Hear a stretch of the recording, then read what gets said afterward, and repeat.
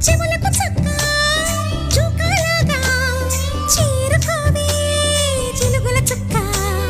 చేతికి రవ్వల గాజుల్లాగా కాలికి మువ్వల పట్టీలాగా పెళ్ళు పచ్చల పతకంలాగా పగలకు దిగదిగ తగలని తొడిగేలా నువ్వు వస్తాన